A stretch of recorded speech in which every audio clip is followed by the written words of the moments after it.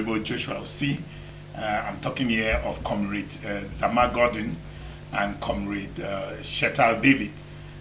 These are two individuals who were very courageous and said that they could challenge the almighty Joshua Osei, who was, of course, running as an incumbent, so to speak, with all the advantages of incumbency accrued to him, as you will know. And so I salute their courage for doing that.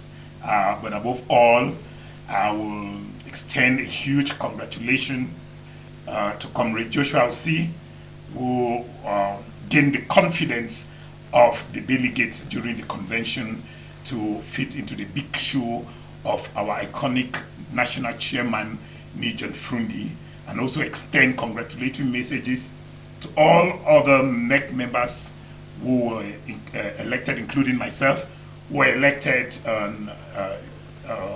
on Saturday. All right. I'm sure we're going to be coming back because that will be an integral part of what we shall discuss today, to know how the elective convention of the SDF unfolded and what impact it will have on the SDF, because we understand that upon the election of Honorable Joshua Osei, he indicated to the press that the SDF is back. Would like to understand in what way the SDF is back. But then, time for us to welcome another panelist, a very fine resource person who is a regular member of the program Matters on High Television. We are talking of no one else than Sama Abang Mugwa. Thank you for honoring the invitation to be with us on the program. Thank you, Joe. It's my pleasure to be back after a long period of sabbatical.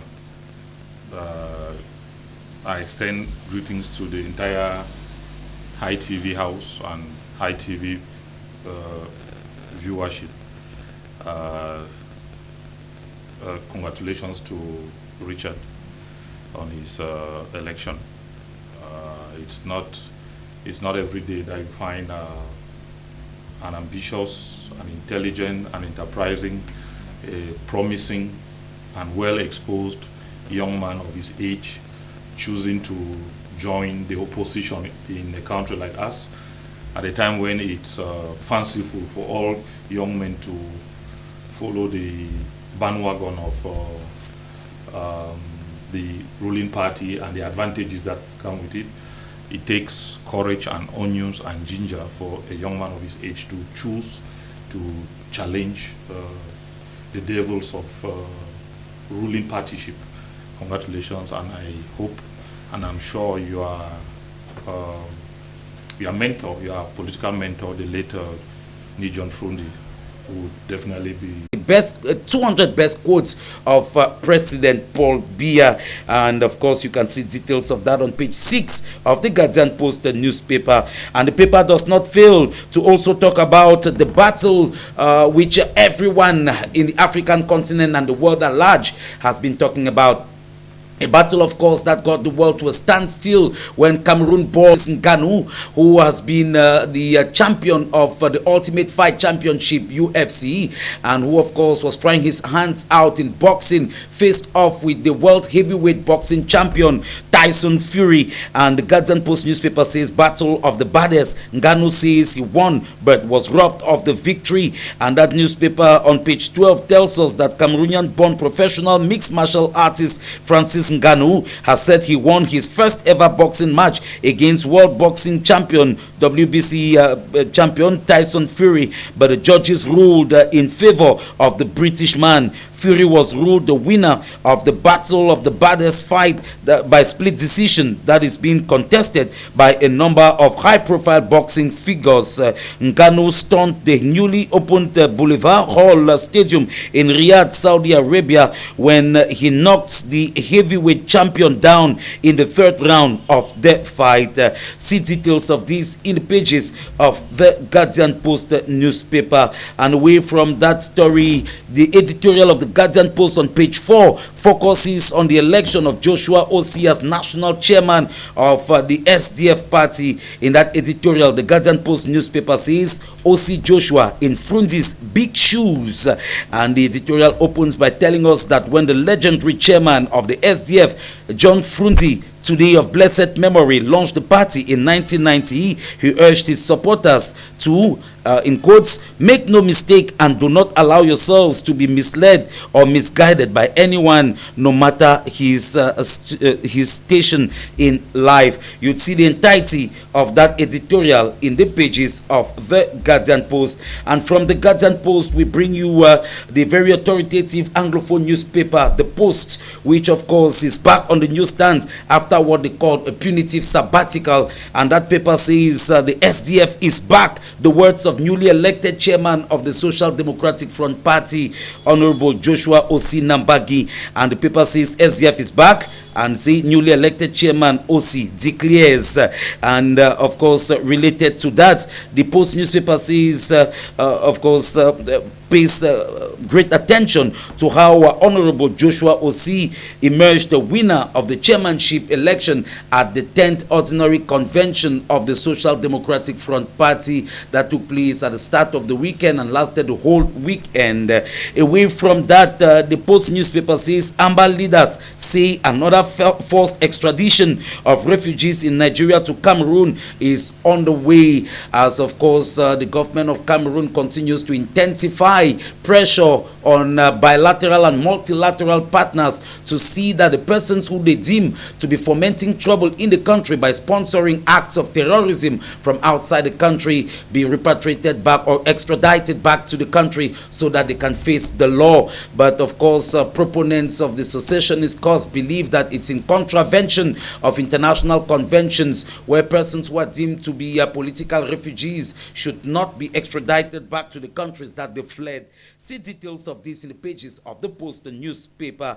And of course, the Post newspaper does not fail to take a look at homage that was paid to the late registrar of the Cameroon GCE board, as they say in page 2 that GCE board bids late registrar Dan Ako Dominic farewell as members of the academia and other high-ranking personalities in the country converged on the GCE board in Boya over the weekend to bid farewell to the registrar of the Cameroon GCE board, Dan Ako Dominic, who slept in the Lord recently. Details on page 3 of the Guardian Post the newspaper. And we carry you to page 9, where the Guardian Post newspaper says, or better still, the Post newspaper says, fighting corruption. The paper tells us on that story on page 9 that 5 government ministries refused to collaborate with the National Anti-Corruption Commission, CONAC, as of course this commission that has been widely described by many as a wet blanket, or if you prefer, a toothless bulldog that can bark but not bite, as they continue of course to catalog acts of corruption in the country. And the Post newspaper in that story tells us that the National Anti-Corruption Commission, CONAC, has presented the 2022 Anti-Corruption Status Report of Cameroon, revealing that a total of over 4 billion francs CFA was lost to corruption in the country in the year 2022. The report was presented on October 27 in the nation's capital, Yaoundé, by the chair of the institution, the Reverend Dr. Dieudonné Massigams, accompanied by government ministers, accredited missions to Cameroon, and civil society organizations. And of course, many Cameroonians continue to believe or continue to cry out loud that the institution, besides just cataloging reports, should do more, and the government through the National Assembly should empower the institution with the powers to be able to pursue persons who are deemed to have been involved in acts of corruption so that they can be brought before the law. And away from that, the Post newspaper also tells us that in New Cameroon's 2022 annual report, despite increasing difficult financial context, ENIO continues to make heavy annual investments, and several riders following the headline. The first one says Board of Directors of ENIO granted investment budget package of over 67 billion francs CFA in 2022. The next rider says ENIO losing 15 billion francs CFA annually due to Anglophone crisis. And of course, another rider tells us that 224,000 new households and businesses were connected to the national territory, through the national territory. And you see details of that, of course, in the pages of the Post newspaper. The last rider on that tells us that new collective bargaining agreement signed in 2022, while permanent workforce rose to some 3,600. And you see details of that in the pages of the Post newspaper. From the Post newspaper, ladies and gentlemen, we shall bring to you another newspaper with us, and it is, of course, this newspaper which is known as The Horizon, which you would find on the newsstands. And of course, the Horizon newspaper, which you find on the newsstands today, also talks about what they say Cameroonian wins Global Executive Leaders Award. And that newspaper tells us that Rene Awambeng, director and global head Clients Relations, Afrexim Bank, named in Powerless Black Excellence Awards, which celebrates Britain's most influential people of Africa, African American, and African Caribbean heritage. And you see this on page 12 of that paper. The paper tells us on page 2 that hot career news from Holy Infant University Institute. And of course, the paper does not fail to also take a look at boxing match that took place recently, putting Cameroon in the spotlight as Francis Ngannou, Cameroonian-born, battled out in what was known as Battle of the Baddest against the world heavyweight champion, world boxing heavyweight champion Tyson Fury. And of course, in what many Africans continue to say, he won the bouts, but was robbed of his victory. But then the judges had decided. And dear televiewers, that's it for what the papers say today. And the first part of our deliberations would be to bring on board our panelists to react on some of the issues that we've seen in the newspapers. And we shall be beginning, first of all, with you, my good friend Cyril. Jomo Cyril, who is a member of the Cameroon Renaissance Movement Party. Maybe I'll get you to react a little bit. One of the papers talked about the publication of the Minister of Public Health, Dr. Manauda Malachi, who of course has drawn inspiration from the President of the Republic, His Excellency Paul Biya, in his speeches and publications, because we know he has written books like Communal Liberalism and of course other publications. And the Minister of Public Health draws inspirations from that to pick out what he says are the 200 best and inspirational quotes of the head of state, and he now catalogs that in a book to inspire Cameroonians. Amazing. It's a wonderful piece of moral lesson there from the health boss in Cameroon. I think the attendees of that conference where he launched his book speak volume about the dichotomy that might exist between state representative, the names you cited, from the State Minister Bello to the Minister of Environment, Hele Pierre, and the others, simply show that most people who supported him or who came to support his initiative are people from his native village, or should I say his region of origin, who would have expected to see people there from communication, people from the CPDM party. Yeah. But you want to know that Manauda Malachi, the Minister of Public Health, come from the same region of origin with the spokesman of the National Assembly, Kavayege Dibwe. Yes, and previously, pundits, especially critics of the CPDM or of the oligarchy system in the far north region, has been asking themselves who is actually behind all the multiple outing of this minister.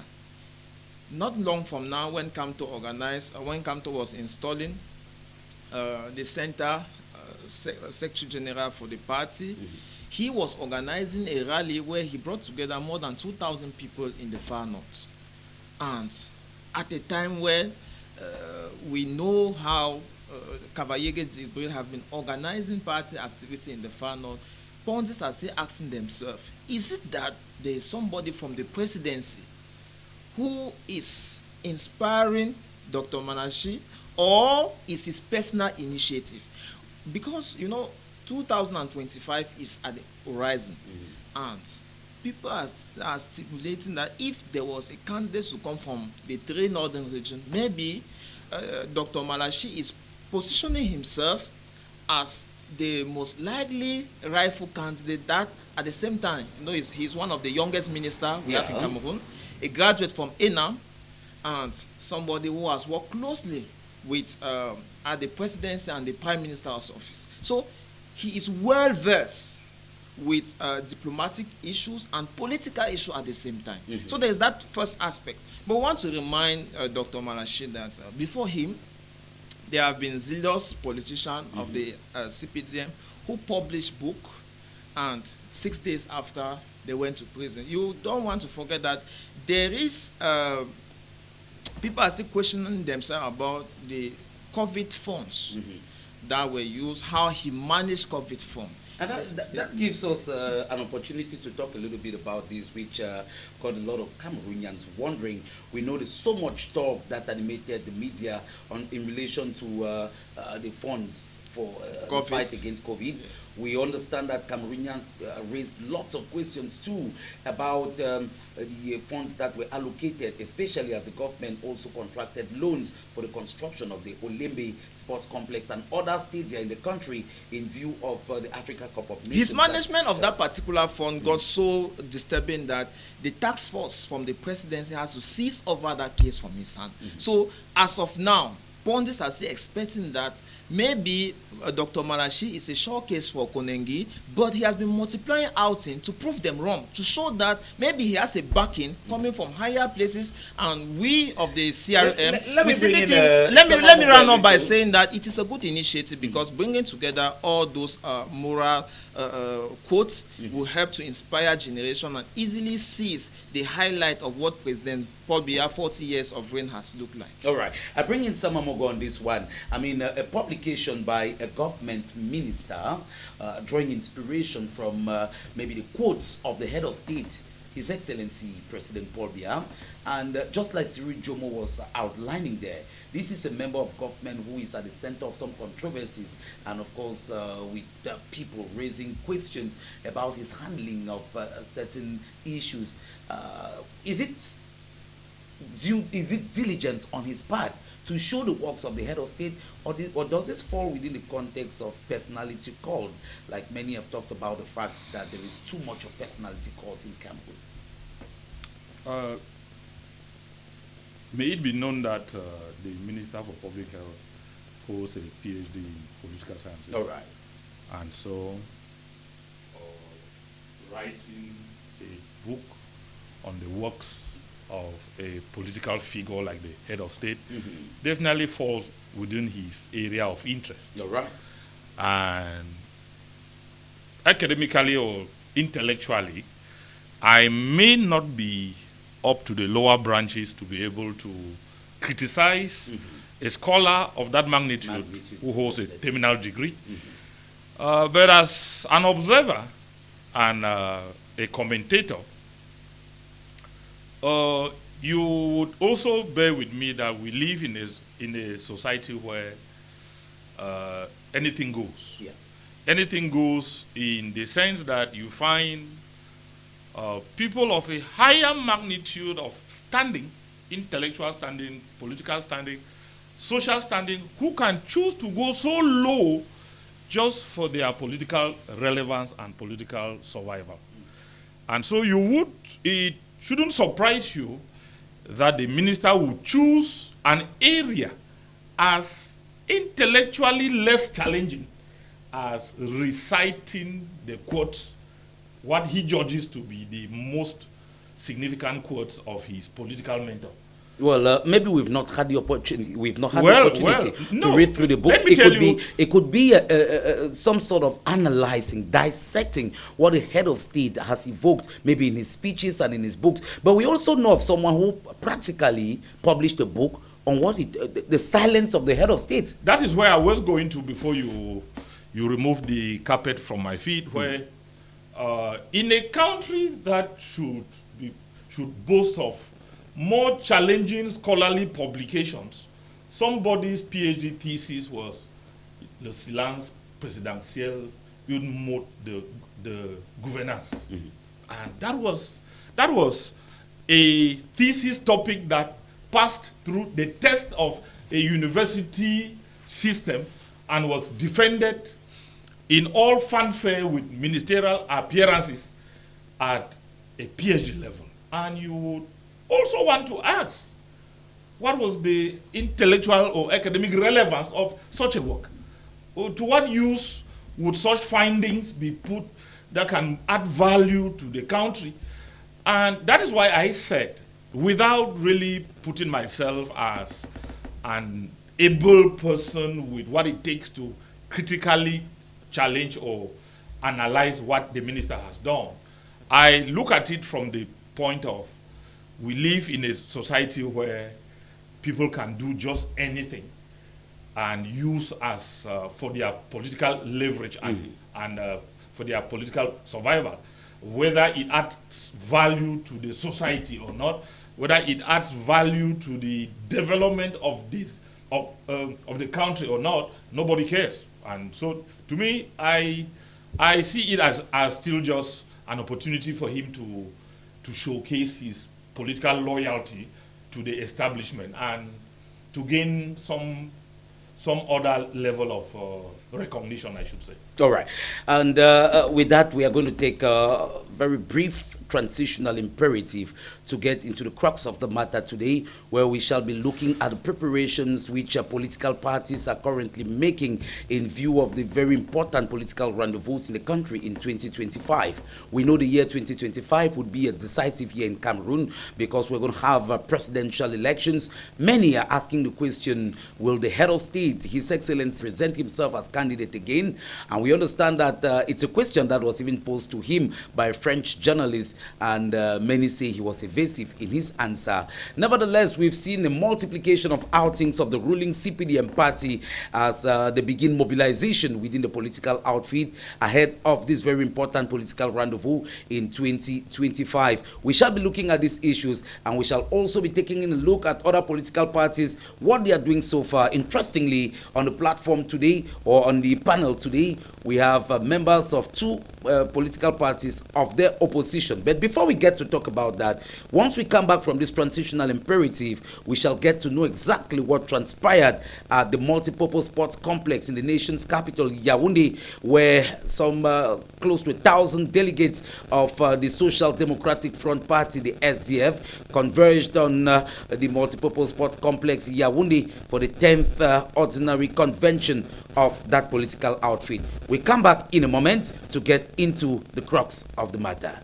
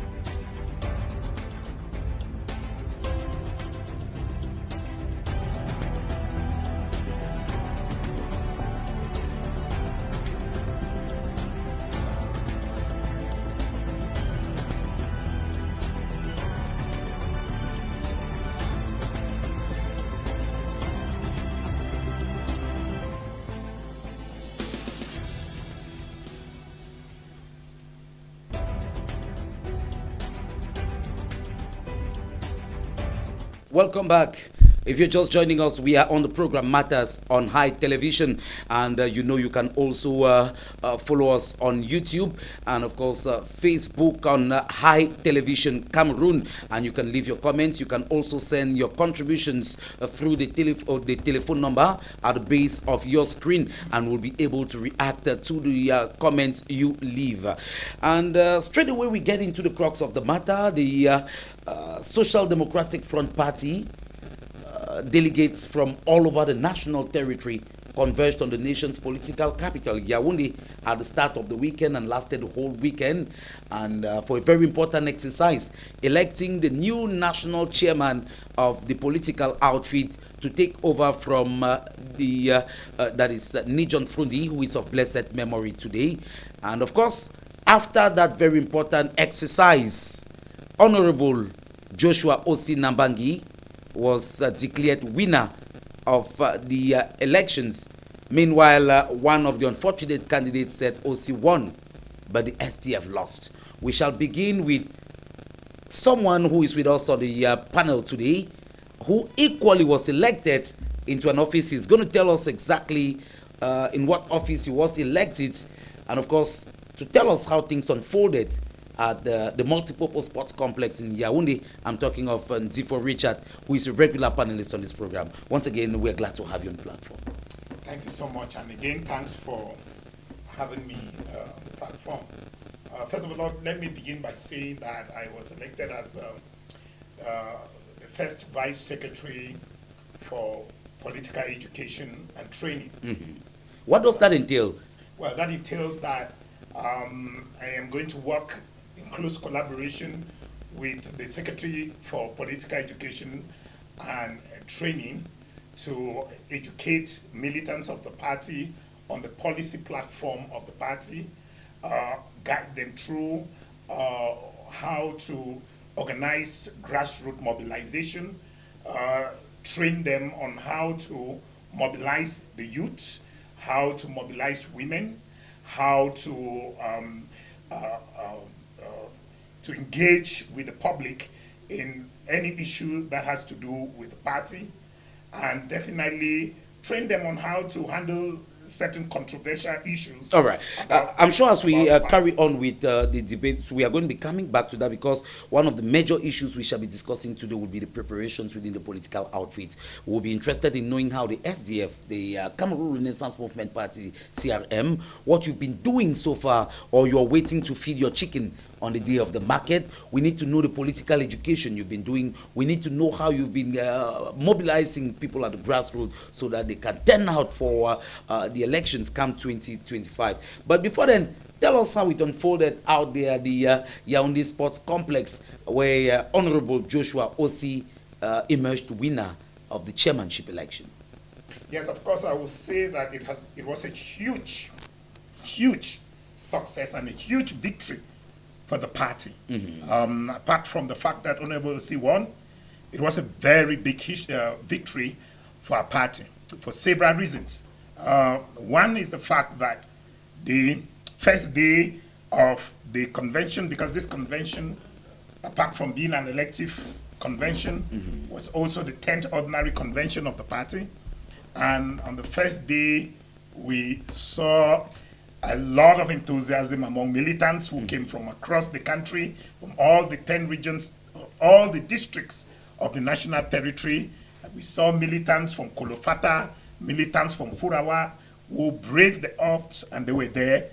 That was victory for us. So it was victory because we had members of sister opposition political parties, Cabral Libi of the PCRN was there, and I was impressed by the fact that he said that the PCRN is ready to engage in a functional collaboration with the SDF, and that will even lead to a coalition. And interestingly, that's one of the issues we shall be discussing today, the possibility of an opposition coalition in Cameroon. But maybe react on this a little. Yeah, but before that, let me just finish by saying that we also had a representative of the Friedrich Ebert Foundation, which is an organization that is promoting, in fact, it's a sister organization because it's an organization based on social democracy, promotes social democracy in Africa and in the world.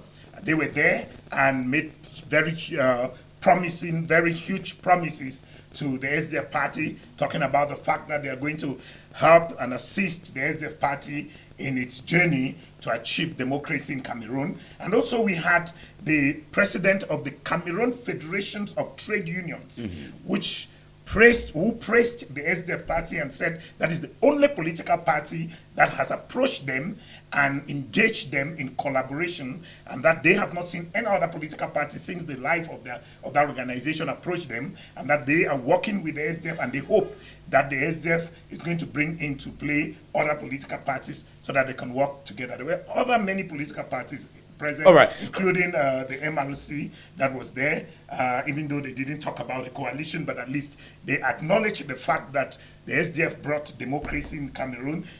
They acknowledge the fact that the SDF is the mother of all other opposition parties in Cameroon. Those are the words of the representative of the MRC at the convention. All right. Will it be a fair assessment to say that in spite of the many positives that were recorded at this elective convention, there seems to be a seed of discord that has been sown when we hear the words of Gordon Zama, who says that Joshua Osei, Honorable Osei Joshua Nambangi, won, but the SDF lost? Well, I don't know exactly what he meant by that, but from my perspective and from what I observed on the floor of the election, that was the most, I dare say, the most transparent election I have ever seen in my entire life. From the Western world to wherever around the world, that was the most transparent. And this is why I say so. Just before we came into the election, accreditation was done, and all the delegates who were supposed to be to participate in the elections, they were accredited and they were brought into the hall. And then also, when we got into the hall, the NEC members who were there, they were dissolved. They had to take their seats back on the floor like any ordinary members. And then an independent electoral commission was thereupon set up and put in place by the convention, and they set the pace. And from there, everything went smoothly under the watchful eyes of all the cameras, TV cameras. Everything was done there and then for everybody to see. And in the course of all of this, a concern was raised. That is why you saw the video where there were arguments and people were acting as if they would want to fight. A concern was raised about the fact that some underage children were brought in the center delegation. We do not know exactly which candidate brought those underage children. But what I know for sure is that the Electoral Commission moved quickly to action, suspended all the process, and called all the candidates together, spoke with them, agreed with them, and we identified all those. You could see them physically, you could know that these are underage children. We identified all of them and took them out of the hall. We escorted them out of the hall and put them in the buses in which they came from. What I can tell you for sure is that when they went out there, some of us went out and met them and interviewed them, and they identified the candidates who paid to bring them in. And I can assure you that that candidate, the only thing I can assure you is that that candidate was not candidate Joshua Osei, who today is our chairman. But, all right, but let me just finish, please. So with all of that, I will tell you that the election was 90%, if not over 90%, free, fair, transparent. That is a wonderful, excellent score that we are proud of. There has not been any perfect election in this world. There is one. Show me. There has not been any perfect election. We have learned from our mistakes. Let me bring in Sama Mogwam. We have learned from our mistakes, and we are committed to correct some of those errors that we noticed on the floor.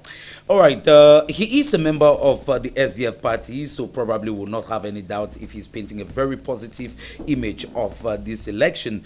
But Sama Mogwam, I suppose you've been following very closely. You were following very closely the developments before, during, and after this chairmanship election of the SDF. It would appear it was an election whose outcome was known even before the election took place, because following the trends, at some point, what filtering out of the multipurpose sports complex in Yaoundé gave the impression that Gordon Zama was probably enjoying more popularity and support from the delegates than initially previewed. But then, by the time the election results were proclaimed, it was Joshua Osei, as expected. How do you react to that?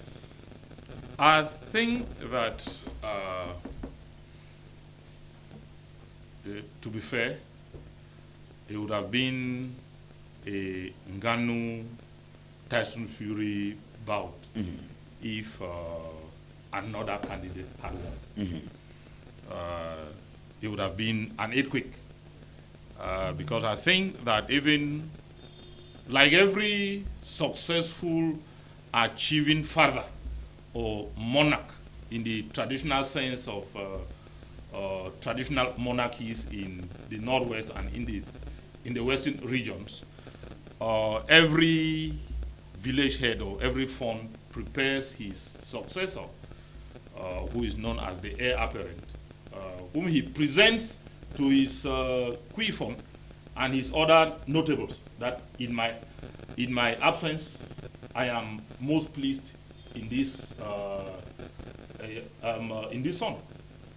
And I'm sure Frundi didn't want to be an exception.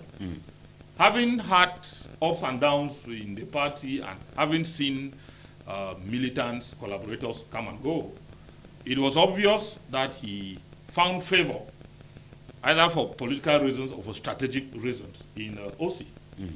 And it was a public secret that if Frundi had still been alive now, the speculations that we have now that there were other candidates would really not have read their heads, because the face of Frundi would have been more intimidating. And so what made the fight somewhat strong and more challenging was the absence of that Frundi figure. So everybody now could feel free to challenge even the heir apparent, the chosen successor. Everybody now was free to challenge him. But I think, to be fair and to be honest, OC had an edge. All right.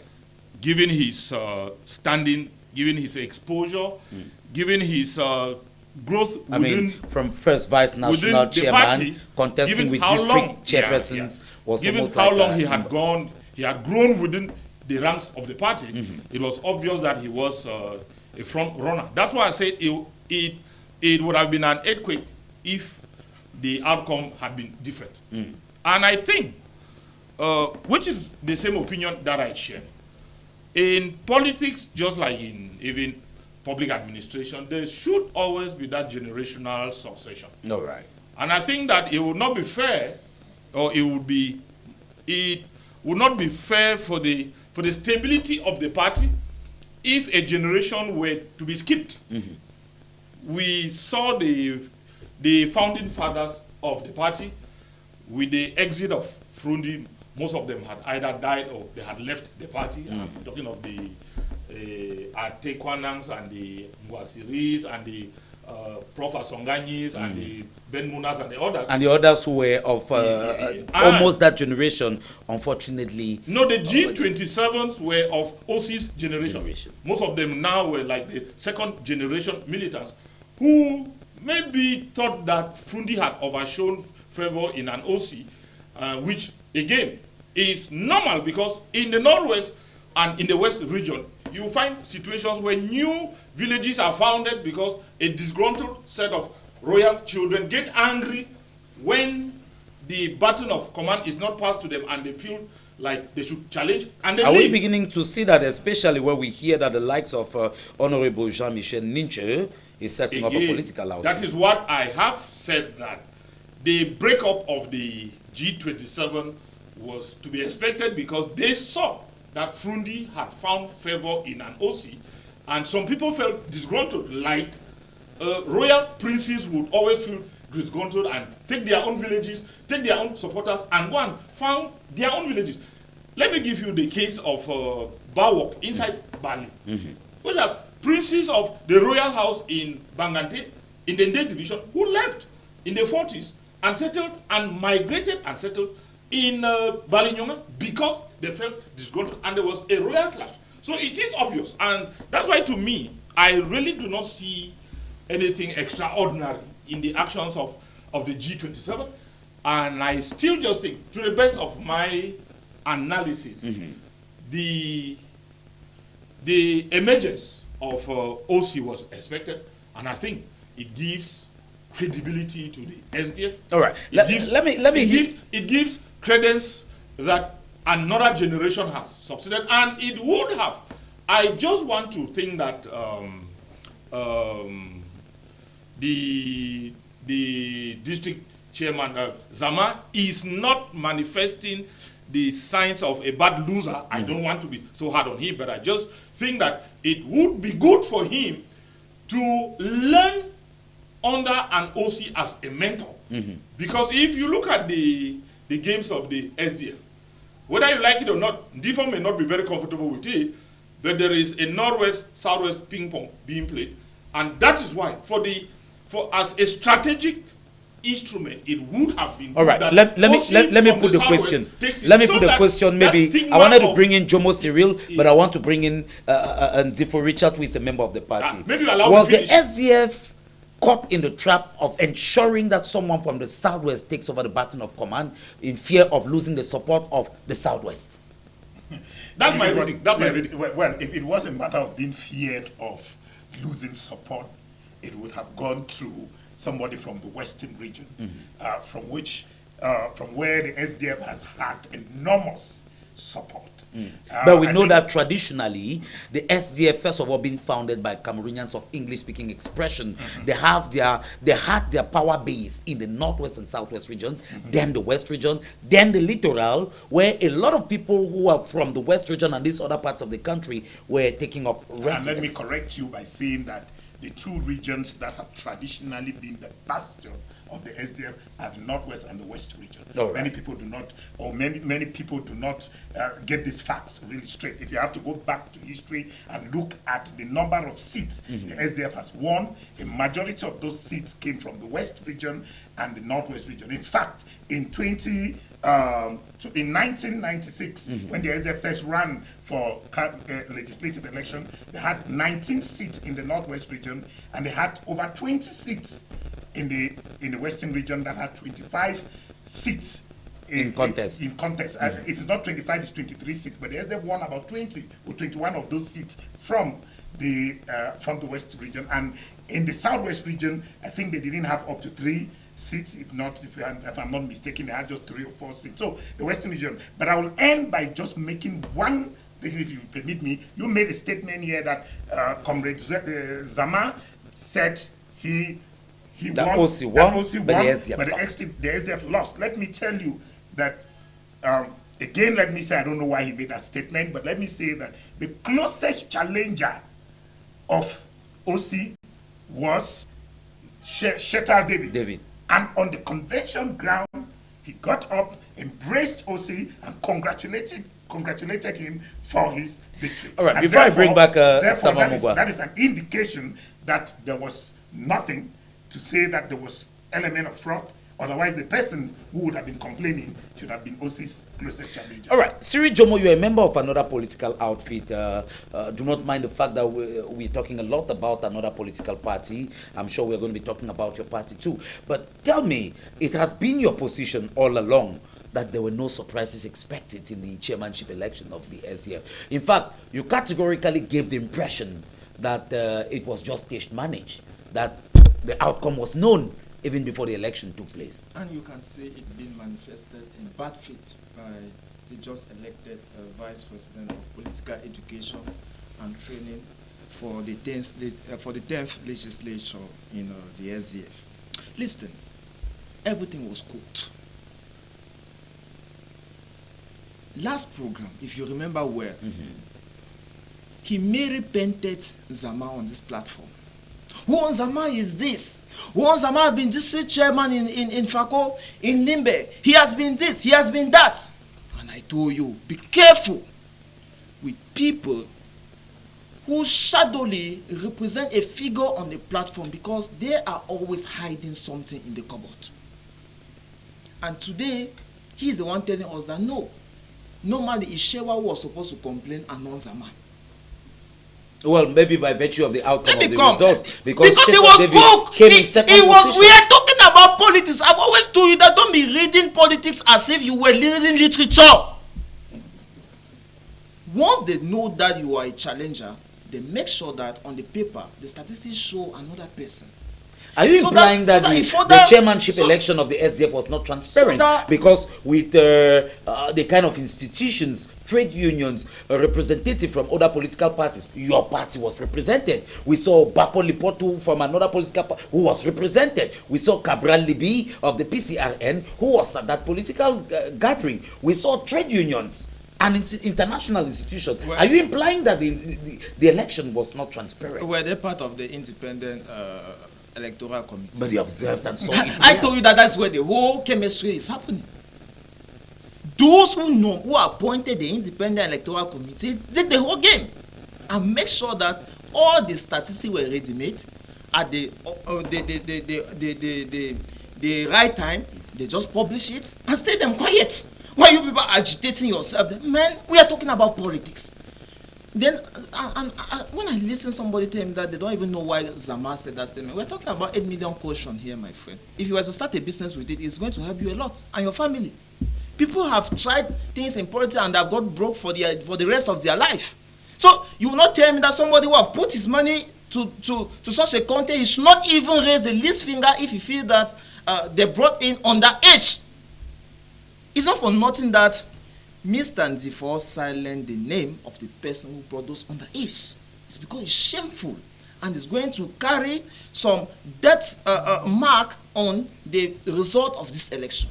So he better silent and silent forever. Because if a day comes, so far, that if he doesn't mention it today, besides the expression of Gordon Zama who says OC won, the SDF lost, we've practically not heard.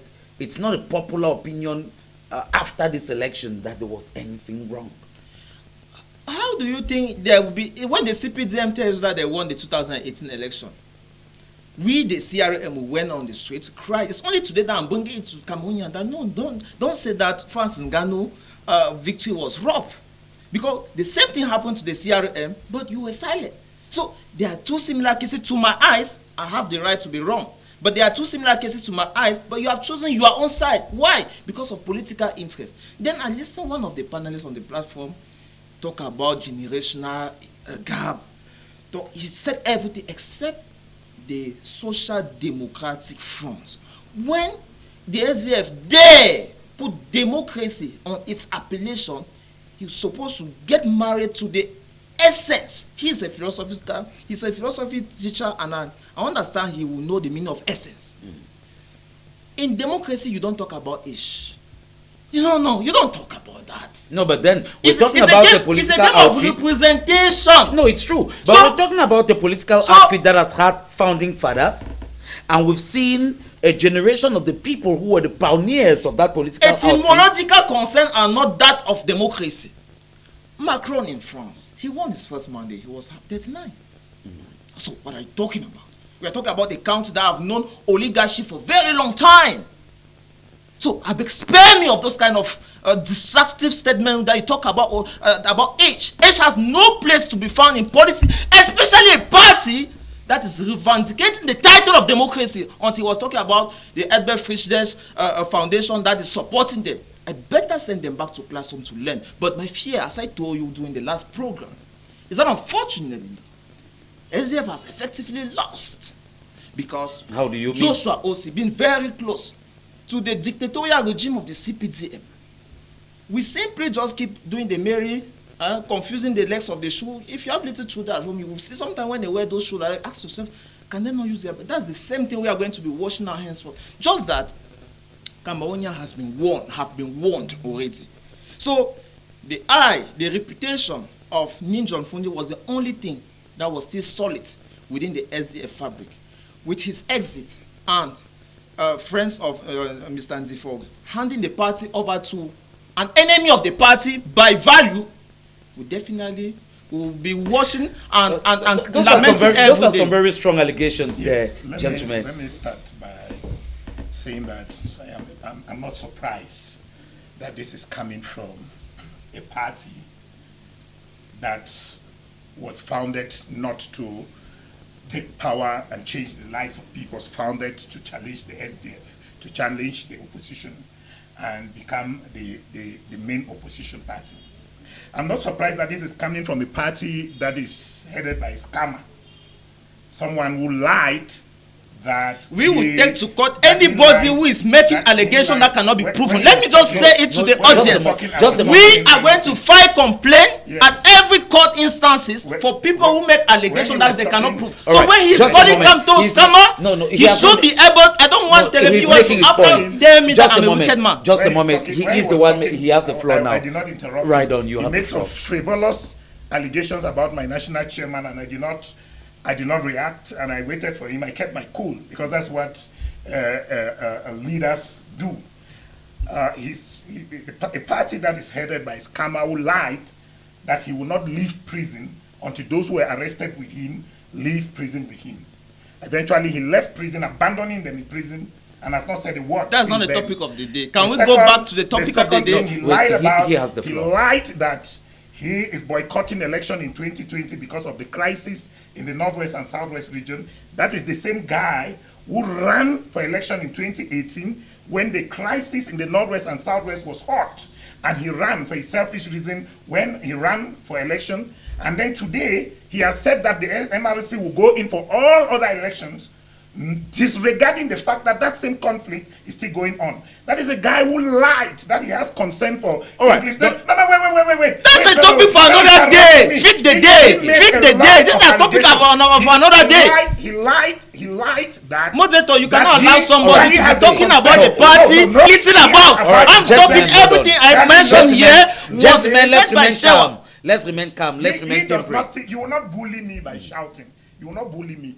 He lied that he has consent for Northwest and Southwest, the crisis in this region. He has never set foot in any of these. We have picture. We have picture. Stop deceiving yourself. We have picture of Kanto in Limbe and in Bamenda. We have picture of Kanto in Limbe and in Bamenda. No, he should stop lying to viewers. We keep our tone down. Let's remain civil. Let's remain. Like I told you last time, the SDF is more concerned with the plight of the people, is more concerned with the crisis in the Northwest and Southwest, and the fact that people are dying under the weight of unemployment and high prices, than frivolous debates that they are forcing on us. They are forcing to engage a debate of who is the leading opposition party.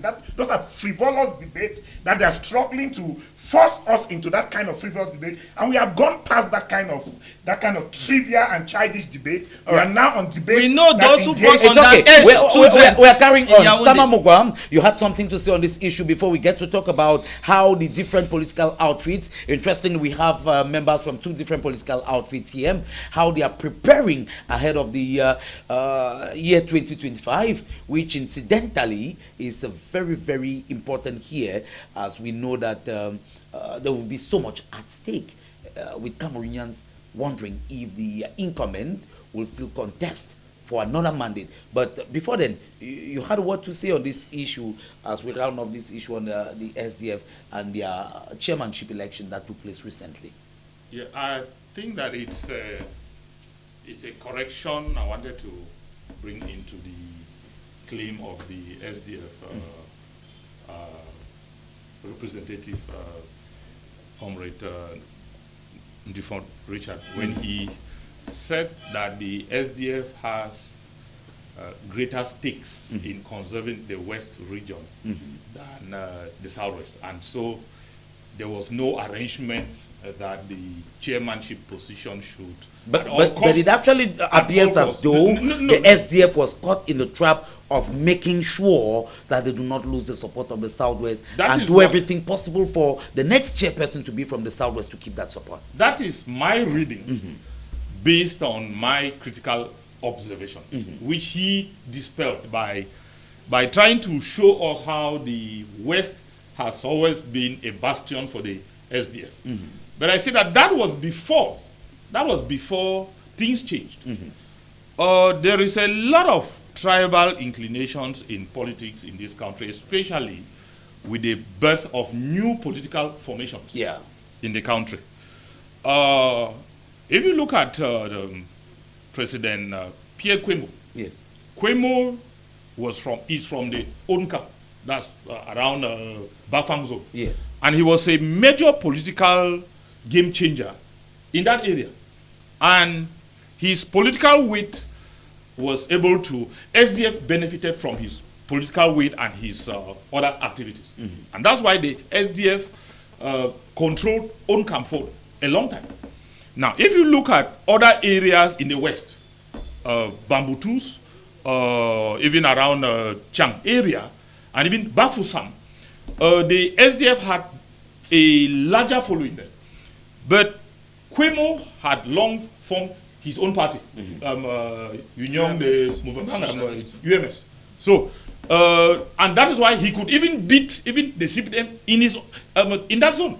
Kwemo is the lone parliamentarian for his party because of that lineage. So the SDF would have found it difficult to penetrate. One thing, whether we like it or not, the birth of this MRC has dealt a major dent in the SDF's followership in the west. In the west, and even in the littoral. No, in the west and in the zones of the littoral where you have a large following of indigenes of the West region. Where there is a strong Bamileke following, it makes it very difficult. The SDF will have it very difficult to penetrate those zones. And that is why, if I want to think that if the CRM had gone in for the last municipal and parliamentary elections, SDF would not have won Lum, where Mayor Kwate is there as the SDF mayor. SDF might not have won the parliamentary seat in Mongo.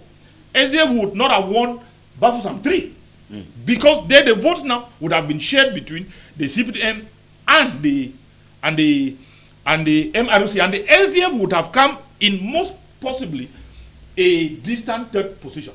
And that is why I think that actually leads us to the argument where many think that. If you just allow me, all right. That's why I think that the SDF might not be able to publicly acknowledge it. The SDF realized that in the next election, it may not have that following again in that zone, in that geopolitical zone of the littoral and the west region. And that's why it was necessary now for it to fall back to the southwest region, where it thinks that it is a neutral field, and the fight now you call it a neutral field, but we're talking about a region where the ruling CPDM party has made major gains. That's what I'm saying. We have councils like Tiko, Moyoka, and even Boya council that had at some point been under the control of the SDF party. That's what I'm saying, that the SDF would feel safer battling with the CPDM, where it can be sure of rivalry, than in the west region, where it will be a 3-horse fight. Meanwhile, in the southwest, it will be more or less a 2-horse race fight, especially in the areas of Meme division and Fako division. We don't want to get into Indian and the other areas, but we think that the strongholds of the SDF in the southwest will be Fako zone and Meme zone. Meme mostly Kumba 1, 2, and 3. So it would have been strategically safer for the SDF to, rather than throw my net widely with little prospects of gaining, let me give it to the southwest, where I can have a following. All right, gentlemen, we are discussing lengthily about the SDF merely because of its convention that took place. I don't want my friend here of Cyril Jomo of the Cameroon Renaissance Movement Party to feel left out. We are coming. No, we are coming to you. Now, let me ask you a question, Samamogwa. Okay, sir. Do you see the election of Honorable Joshua Osinabangi as national chairman of the SDF party actually having that desired goal of maybe making gains in the southwest region after the SDF has lost grounds in the southwest region recently? Unfortunately, that might not be the case. But I think he was the best amongst the available candidates from the southwest. Why do you say so? Because if you look at the SDF in the southwest again has been more or less led by Northwesterners in the southwest, and that is why you may have had them in Tiko because of the population there, and even Kumba. whether we like it or not, the indigenous Southwesterner is pro-establishment, is pro-CPDM. And so I'm sure amongst the other contenders, we've had the likes of Daniel Mokondo, Tiko, we've had the likes of the former mayor of Buea Council, was of course a Bakwiri Boya, who died. Yeah, good. But I am saying, if you look at the caliber and the timber of the militants at that top level, OC was the only one, and I think. But what I think, politically looking, is that he will have much work to do. He will have much work to do, especially given that he is a Southwesterner by blood, but a littoral boy by upbringing. All right. And this so other question. He may not as we round up this talk on the SDF, he may not be able to have the upon his victory. Support that upon his victory, he says the SDF is back. The SDF has been experiencing dwindling fortunes. Exactly. What does he imply by the SDF is back? Is the SDF back? Can they make major political gains again? Especially when we look at the realities of, the emergence of other political forces like the Cameroon Renaissance Movement Party, which eats into the areas where the SDF enjoyed support, the littoral, the West region.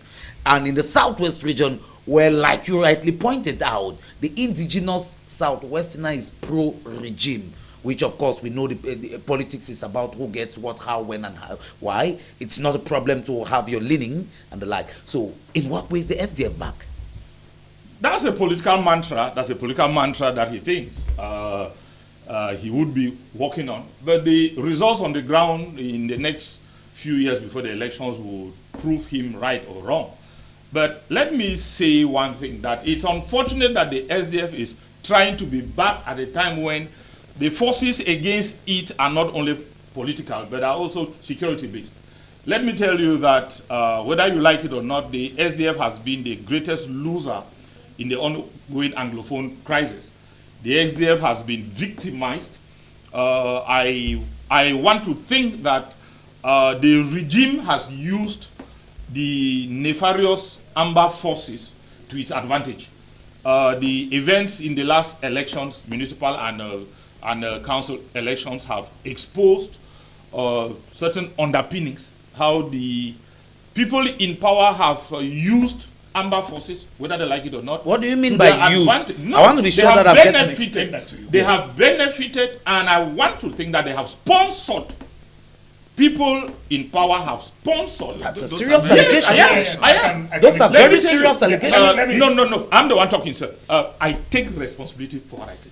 I take responsibility. And I think that people have encouraged, people have taken advantage, and people have tacitly made use of Amber forces to reduce SDF to the level where it is. I am talking as I come from Batsbo subdivision, where after Frundi, one of his greatest lieutenants, who unfortunately passed away before him, was Honorable Mbanda. And I saw how Mbanda was ridiculed in Batsbo subdivision, where even there was a rerun of elections, and he was still ridiculed the second time, after which maybe he died. But I am talking from first-hand information as an observer of what happened to him. And I want you to understand. You find situations where militants of the CPDM party move around freely, organize rallies, organize events, but for some reasons, when it has to do with the SDF, because some people thought that the SDF refused to support their cause, and the SDF would suffer for it. All right, so, gentlemen, enough on the SDF. Enough on the SDF. I take responsibility for all right. what I say. You have 2 minutes to round up on this. We have other important fishes to fry. It's been more than 12 minutes that the last panelists have been talking. Let me just support. All right, very briefly, please. I come from Bamenda 1. All right. And I have CPDM militants who have openly confessed to me that they paid Amber boys, they get them millions, and they picked up SDF aspirants. When they picked them up, we saw them on social media. They picked those SDF aspirants, told them that they were not going to harm them. All the one that they should do was that they should leave the village and go far off away. They can go Mr. to Andy, for Richard, again, I say this is a that very I'm serious telling you that I'm allegation. not telling Because I don't come on TV. it could be and said that, can we listen produce now, people who make such good. confessions? I am not coming on TV with the portfolio I have within my party to make statements that I cannot justify. These guys, they paid the money. They went, told these SDF aspirants to leave the village and go far away and stay there until the election is over. They left and went. My father is a vanguard of the SDF. My father said he in the village he saw Amber boys escorting CPDM militants to the poll to go vote. That they saw Amber boys escorting CPDM militants to go vote. But that they warned SDF militants or any SDF sympathizer not to step their feet out of the house. These are things that we are saying as eyewitnesses, we are saying as people who live in those villages, who have family members, direct family members in those villages who give us feedback. We are not imagining things and saying. All right, gentlemen, like I said, very serious allegations. I want us to round off on the issue of the SDF. We had to talk about this because of the very important chairmanship election, which of course was an integral part of the 10th ordinary convention of the SDF party, which took place over the weekend. I want us now, maybe, unless if you have a word on this to say before we get just to make you say with me that when emotion steps into debate, you see people starting reciting things that it will take time to prove.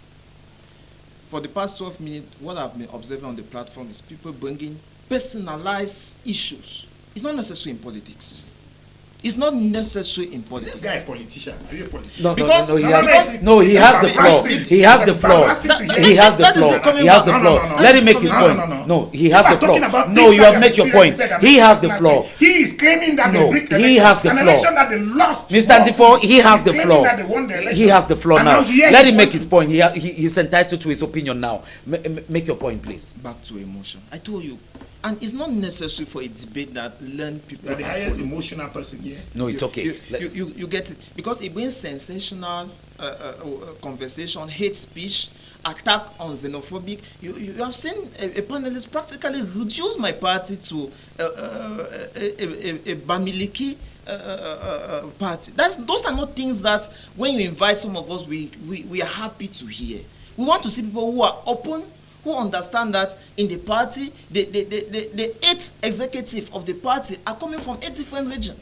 It's not normal that people just simplify things like that. And when you easily globalize things in that, or generalize things in that manner, we don't see the difference between you and the CPDM, because that is the political education the CPDM have unfortunately groomed Cameroonian with.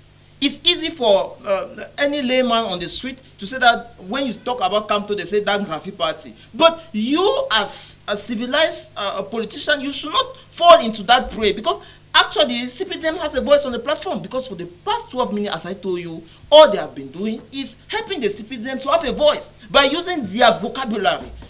If you shun that vocabulary, you are giving a voice to your own party. I will never see my party as a Grafi party. And when I say I'm standing for mayorship in Boya, I don't ask whether somebody is happy with that or not. I'm speaking to myself and to my future. Ngannou today that is celebrated around the world. Cristiano Ronaldo practically begging to have a picture with him. We have seen Eminem trying to say, hey, Ngannou, here am I. Are you getting me? Just to tell you that it is you yourself that give people the stick to be whipping you. If you keep seeing yourself like somebody from Batibo, if you keep seeing yourself like somebody from Bamenda 1 or Bamenda 2, whatever thing you call yourself, then that is how people are going to treat you. All right. But if somebody call you Grafi man, you want that person. Never you dare call me that again, because that's not how I see myself. All right, I think it's going to make something Let's change. now get to the next issue, which of course will preoccupy us for the next 25 minutes. Let's look at preparations that political parties are making, especially the parties of the opposition. We have the Cameroon Renaissance Movement Party here in the person of Cyril Jomo, who is a member of that political outfit. We have Ndifo Richard, who is a member of the SDF party that just had its elective convention. Gentlemen, I begin with you, Jomo Cyril. There's always been critics have always felt like the opposition is taken unawares when when presidential elections and other elections come up. 2025, we're going to have general elections, presidential, legislative, and municipal. What is the Cameroon Renaissance Movement doing in preparation of this very important political rendezvous? Thank you so much. Starting by our convention that is coming up from the 9th to the 10th of December at the Yaoundé Conference Center. It's an opportunity to call on militants, both nationally and in the diaspora, for those who are following us on Facebook and YouTube, that the party has started mobilizing funds. Yes, because the success of a convention like the one that the SDF just rounded up require a lot of funds. And that funds naturally emanate from the members, what we call delegates. So to actually show your love for the party, whether it's $10, whether it's $20, I think the sacrifice is necessary to help the party stand. And this, of course, it's an elective convention. And at the end, my wish is to see Professor Maurice Kamto round up his second and last mandate as the party chairman. And my hope again for 2025 is to see him stand as a candidate. Somebody asked me in a WhatsApp group, sorry, I'm not bringing social media debate here, but it's necessary, that it's because I'm from Baham, which I'm not from even, that I'm supporting Professor Maurice Kamto candidate for 2025. And I told him that for now, he is one of the few Cameroonians that have proven to me that you can live above your alimentary needs, that is the appetite of your mouth and your stomach. Kamto refused in boycotting the 2020 election that I saw somebody spit on here was something very strategic. At the eve of election, what we generally observe, and the SDF cannot refuse that they haven't seen that in their party, is that unsuccessful candidates from the CPDM naturally migrate to this opposition party, take party cards, and stand as head of list. At the end of the day, when they take the office, then don't respect the party. All right, you have evoked something which I would like you to react on based on some opinions that people have. It is believed that the decision by the chairperson of the Cameroon Renaissance Movement Party to boycott the 2020 legislative and municipal elections was a political blunder, because when we look at the aftermath of that, the influential personalities who have left that political outfit, some on the allegation that he was selfish, he chose to run for presidential election, and at the time when young persons maybe with the popularity your party enjoyed at the time, maybe would have won control of some councils, maybe would have had young persons who were members of parliament, but he chose not to run on the excuse he raised issues like the Anglophone crisis, which is still raging on. But now he says they are ready to contest all other all other elections in the country. How do you react? Listen, Joe, you must see politics like the clock. Days changes, but sometimes you see the clock having the same time. So if you see 12 o'clock on Tuesday, on Wednesday, that same 12 o'clock does not mean that you should be doing the same thing that you did yesterday, Tuesday, at 12 o'clock. That is politics. So there are a lot of mutations that happen in politics. We are talking about an era in Cameroon. But do you agree that was a blunder? It was. Look at the aftermath. Look at the number of people who have left. Ngannou left UFC in 2020 just after winning the UFC heavyweight belt. Excuse me, sir. It's a current issue. Let him make his analogy. He left the UFC, and most people who are after their stomach say, "Oh, who do you think you are? This will happen to you. Oh, your fall out is soon," and all this. See what Ngannou is making today. The MRC has become more relevant than it has ever been in the history of its existence. But that's not the opinion of critics. Excuse me. Because some think critics who cannot remove 500 fans and support the party are not critics to be listened to. Before somebody talk about the party, he or she should be able to show you his voters card. There are so many. It's a public institution and should be placed under scrutiny. I was going this to kind of education. Everybody has. You say he has been. Right. You say he has been appointed for what in SCF. Everybody has. Is it the education he's planning to go and give Cameroonians? It's a Jomo serious. Then you stop that. No, it's okay. Calm down, gentlemen. Calm down. Everybody has the right. Every Cameroonian has the right to have an opinion on any political party, because the people, the Cameroonians to whom sovereignty belong, will be the ones who decide whom they are voting into. You start failing in politics when you think you can address everybody. You must understand that in Cameroon, 3 million people help Biya to rig election every session. That is what happened. And they have been rotating. It doesn't stop them from making budgetary session and reporting. So if you go to the market and you want to sell to everybody, that is where you start failing.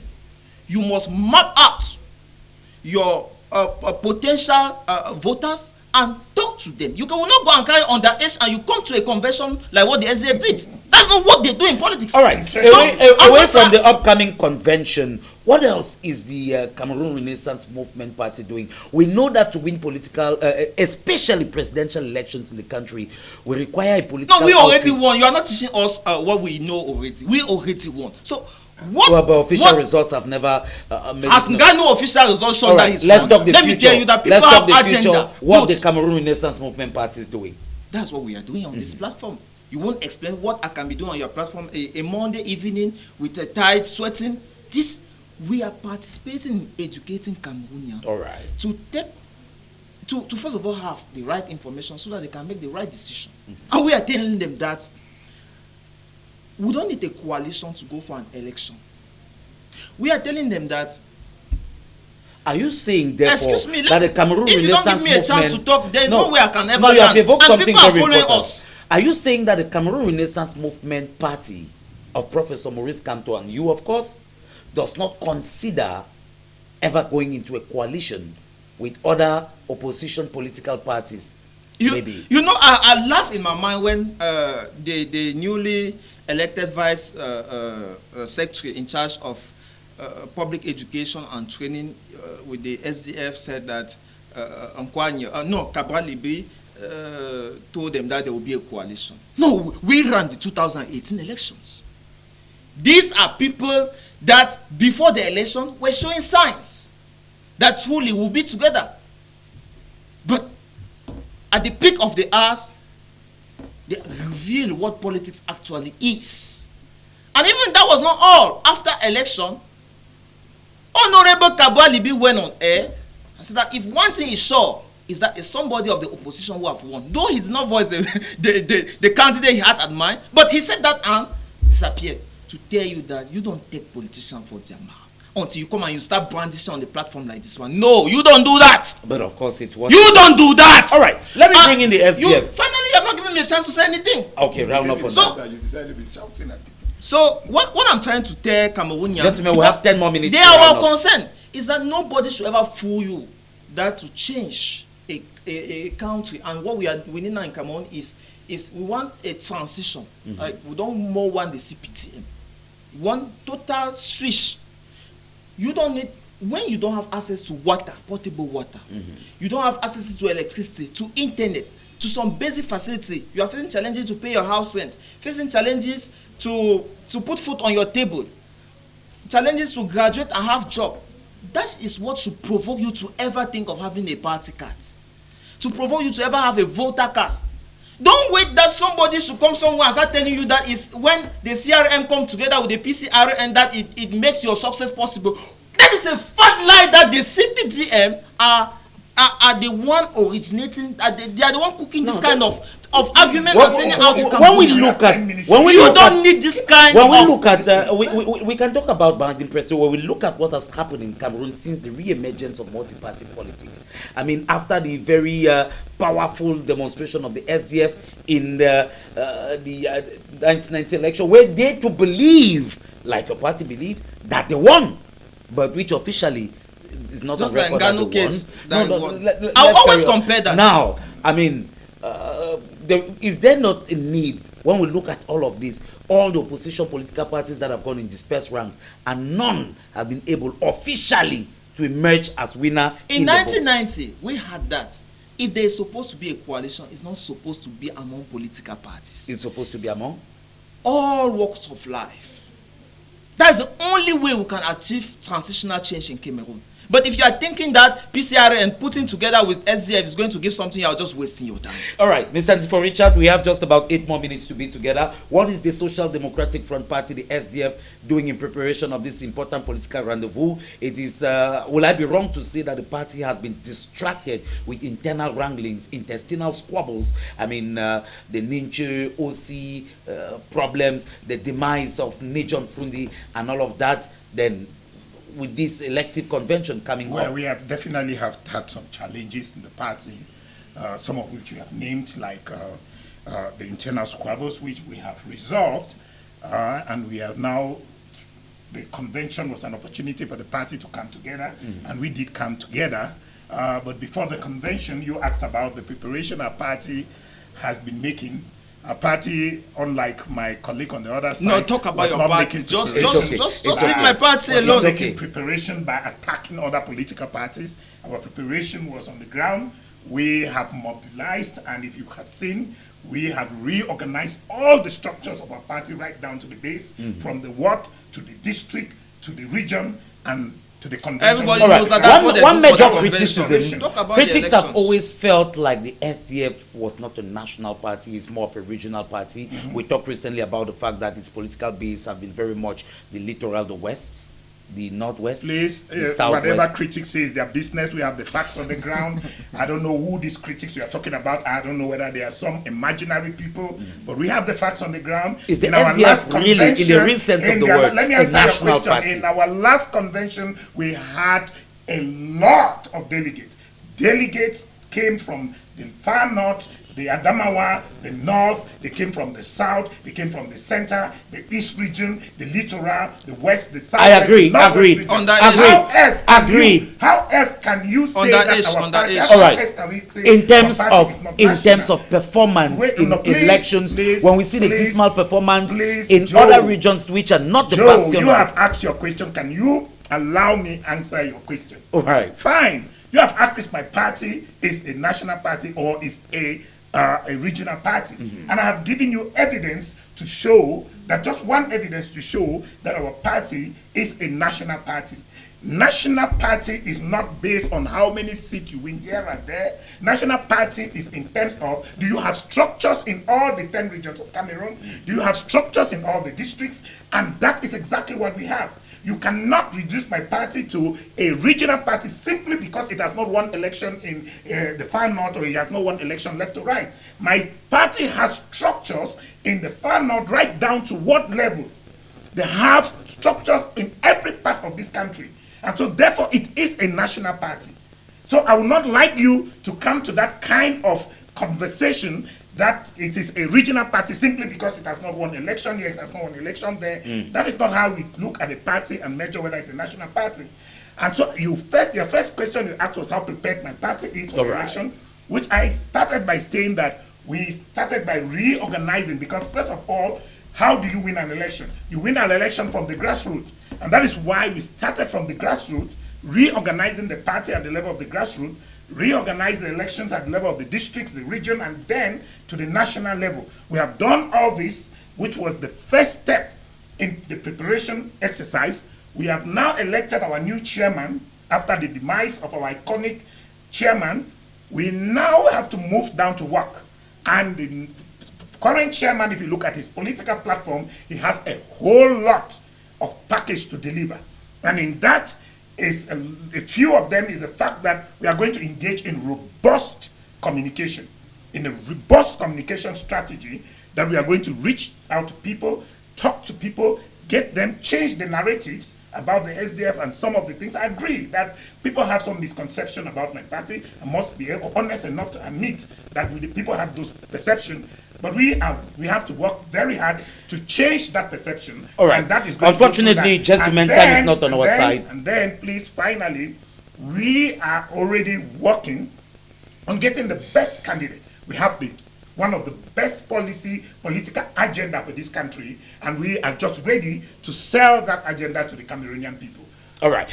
Unfortunately, time is not very much on our side, but one thing I can assure our televiewers is that we will definitely revisit these issues because there's so much more to say. But before we, of course, leave the studio, Sama Mugwa probably has a word to say on this issue. From your observation, do you see political parties preparing?